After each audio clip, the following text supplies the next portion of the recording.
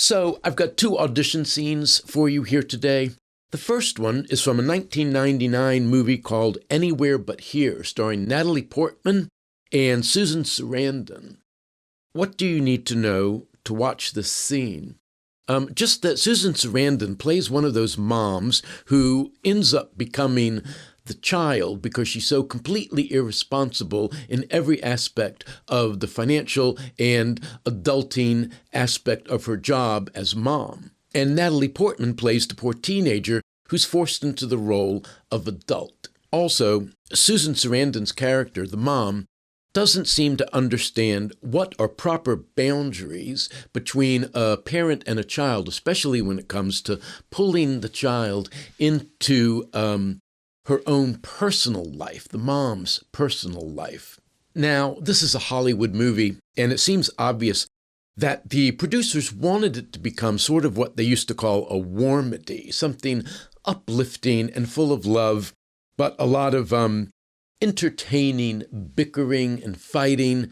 The source material makes that very difficult for them because this is, on paper, basically an abusive relationship. So the movie is constantly failing to grapple with the reality of what this woman is doing to her teenage daughter. But that's a story for another day, and I am going to come back to this movie later on in this class.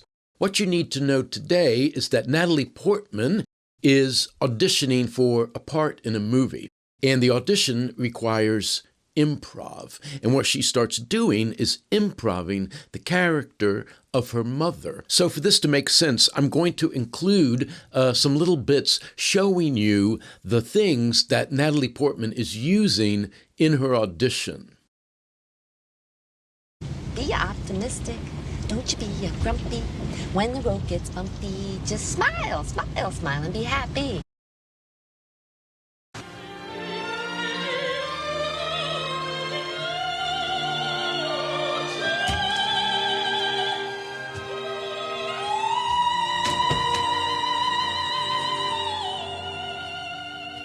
Mom? Mom! What do you think, darling? Is it too much for the opera? You're going to the opera? Yeah. Great. So when are you going? Well, Josh said that they're playing a couple of times next week. He hasn't told me what specific date. Which do you think, the red scarf or the white scarf? I don't know. You have talked to him. He did call, didn't he? Pumpkin. He's going to call. He said he would. He'll call. He's a Beverly Hills dentist. They're busy. What do you think? Low heel, high heel?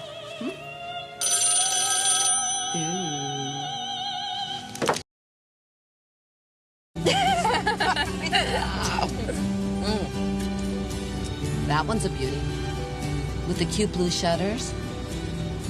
Oh, look at this house. This is the house I want. Did he say he loved you? Well, grown-ups don't really say things like that right away, especially if they've been married before. You know, it takes a little time. But he did do something that grown-ups do sometimes that shows that they really care about you. What did he do? Well, honey, it's something that adults do in bed. Sometimes. I mean, not everybody. Especially in Bay City. But... Ted never did it? Oh, please, I was lucky if I could get Ted to take off his ice skates. Did my father do it? Let's not talk about this now, sweetie, okay? It's just something that just shows that you're really serious. You just don't... you don't do it with every woman. Really? Mm-hmm. Oh, it's difficult for you when I feel something, isn't it? You know, I had that dream again. You cut off your feet and you couldn't move and I couldn't get you to leave the room. Sweetie, I'm never gonna leave you. Don't worry. You don't have to cut off my feet. I understand. I'm not a doctor of psychology for nothing. You're not a doctor of psychology, Mom.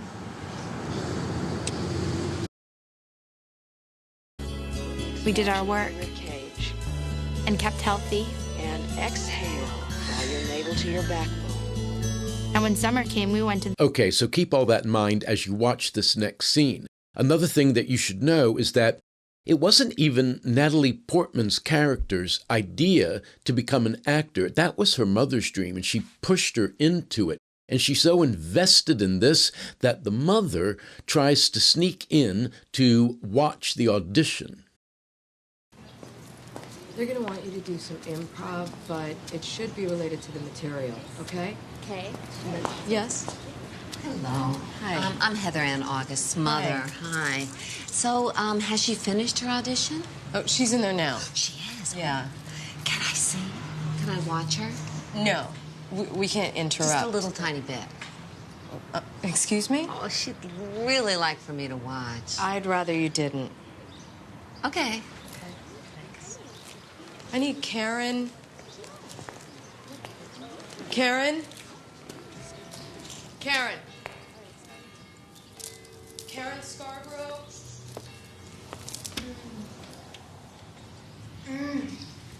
What a man. What a meal he made of me. Doing that thing that adults do in bed.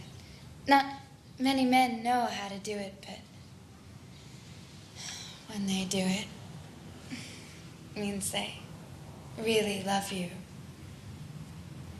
They wouldn't just do it to any woman. It means they'll buy you a big house with blue shutters and make life easy for you. He's going to take us to the music center, the opera. I love the opera.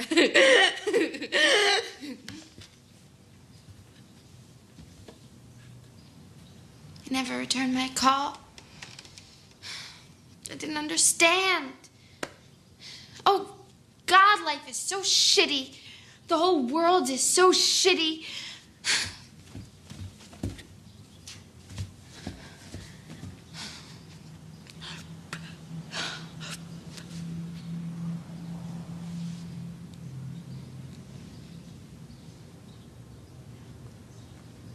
Beverly Hills, what a bummer.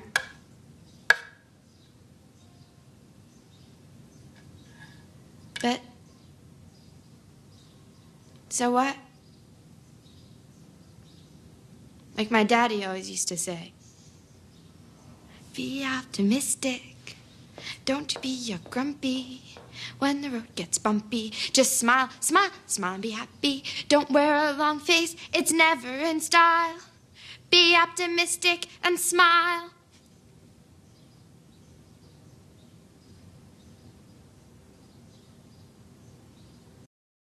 So I really only have one major thing to say about this scene, and that is that Natalie Portman's character is not doing a very good job until she sees her mother peeking through the doorway. And then her performance transforms. At first, she's being very external. She's keeping her own self separate from the part, because she wants to say, this is the kind of thing that crazy woman, my mother, does, and that's not me. And it's all very artificial, but it's very deliberately artificial because she's creating this wall between herself and the character. Now, a lot of daughters might say to people that they're nothing like their mother. No, they're not. I'm really nothing are. like my mother. But you can't go into an audition with that attitude. If you're playing your mother, you've got to assume that at some point you have enough in common that you can be cast in that part. But then something happens when she sees her mom watching the audition, and everything that comes out after that is seemingly much more honestly felt. And suddenly she's giving a very layered performance. She is doing this bright and cheerful, optimistic song, and she's got this odd grimace of a smile on her face. But it's very plain that there's all this pain underneath. The overblown posing stops, and the grand theatrical way of talking stops. and she starts throwing a very sincere and real emotion straight at the door to her mother, who the people watching can't even see. Instead of spoofing an emotion that somebody else is having, she reveals a very real emotion that she is having right there in that moment. In any way, it almost never works to say that I've got to invent every single thing about this character from the ground up. Nothing of me will do for this part. Look, human beings share like 99% of their DNA. No character is so far from you that you have to throw out everything of yourself. You can always begin from the idea of this is me and just go through it until you find things where that becomes impossible. Like I said the other day, you always end up using your own life. I just don't want to use my own life, if you don't mind. I could have, if I'd thought of it, put this scene in that very first video I did, The Mythology of Success According to Hollywood, in which they show all the movies in which some actor suddenly gets good as an actor because they're sort of forced into it. They're pushed into it against their will, and they have some real response in the moment, and somehow that teaches them what acting means. And right at the end, she comes this close to laughing and crying at the same time, which is taken as a kind of shorthand for good acting in a Hollywood movie. Natalie Portman's character gets good in this audition when she drops all of the big vocal changes, the posture, the strutting, the posing, and she just plays the emotion directly at somebody. Okay, that's one example of a family member having a big impact on an audition when the auditioner brings something from their personal life into the audition and it influences how they're doing their acting. Well, here's another. A few weeks ago, I brought in a scene from that movie Hannah and Her Sisters, in which Mia Farrow and Diane Wiest were playing the bickering sisters. You never have any faith in my plans. You always undercut my enthusiasm. Not so. No, I think I've been very supportive. I try to give you honest, constructive advice. Well, as I was going through that, I discovered an audition scene that I really like, and I thought, well, I'm going to bring it in again. So here's the audition sequence from Hannah and Her Sisters. I just want to look so good, but I don't want to feel, like I'm overdressed or anything. No. Well, how about this? No, I really like that. I think that's a pretty color on you. Did you ever think you'd be helping me buy something to wear to the opera? But I think it's great. I can't wait to meet him. He's married, and his wife's in and out of institution. She's schizophrenic. Sometimes she's terrific, and then she just breaks down. And he has this sweet daughter, and when she goes to college next year, he's going to split permanently. I mean, he's really paid his dues, but then she helped put him through architecture school. You found all this out on one date? Well, I think he was dying to open up. It's so sad. Now, what should I wear to my audition? I've got a singing audition for a Broadway musical. Of course, I'll never get it. Singing? Yeah, can you believe it? Really? Well, I mean, why not, What have I got to lose? I didn't know you sang. Why, you think everybody in musicals sings so well? No, just that they sing. Well, I sing a little, I mean. Oh. I know. I mean, don't say it that way, because my confidence is not my strong sorry. point. No, I didn't mean that. No, I didn't mean that. I think I can fake my way through a song. Easily. Why, you don't think it's realistic? No, I didn't. I just hate to see you put yourself in a position where you get hurt. You know how you take every single rejection as a confirmation that you have no talent or something? Yeah, well, maybe I'll get it. I hope. Boy, you really know how to cut me down. What? No, don't be so sensitive. Can't I say anything? Well, I sing, for Christ's sake, Okay. Hannah. You heard me sing. Okay. What happened? We were having a really nice time. Suddenly everything went to bad feeling. Nobody but you can do that to me. I don't know why. Look, everything's going your way. You're right. I'm happy. Why must I let my insecurities spoil everything? This year's fancies are passing fancies, but sighing sighs, holding hands. This my heart understands. I'm old-fashioned, and I don't mind it. It's how I want to be, as long as you agree to stay old-fashioned with me. Thank you very much. Thank you. Very nice. April Knox. So I guess the lesson here is check your insecurities at the door. Don't bring them into the audition. Once you're there, once they're looking at you, you might as well go for broke and have a good time. Let your voice... What's interesting about this movie is that, A, you can't really tell if she messes up this audition because she just can't sing, or has her confidence been destroyed by this conversation with her sister. Would she have been a lot better had she not had that conversation, just gone in and she would have, belted to the second balcony?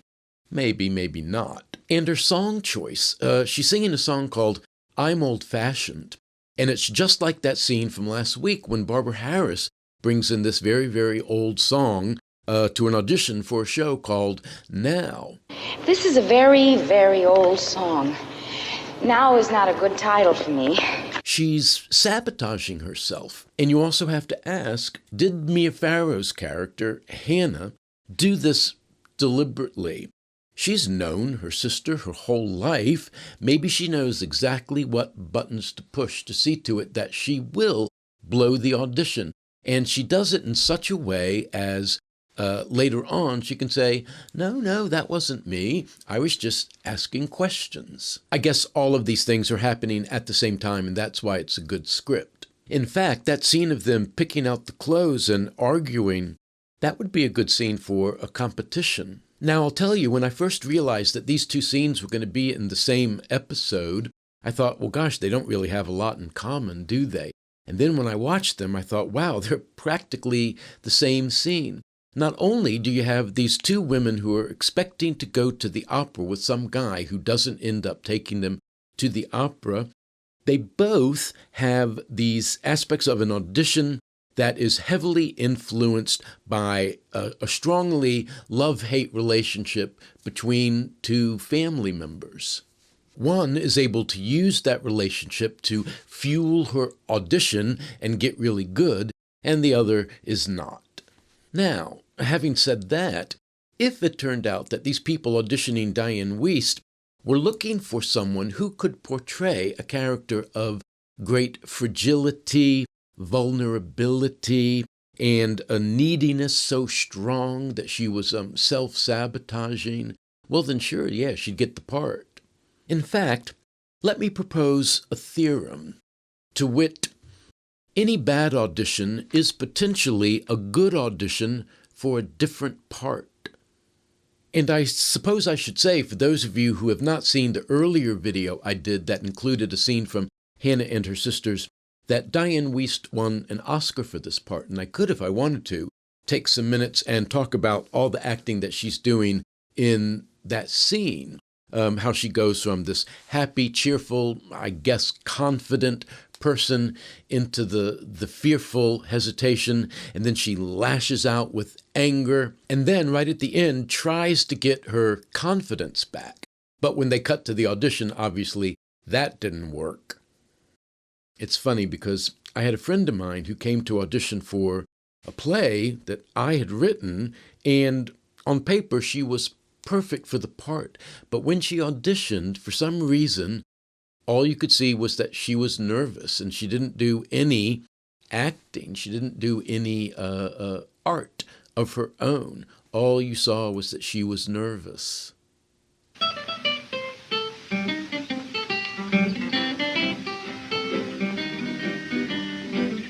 Truthful parson from even in a southern town. For doing good and talking good, he was known around. He had a most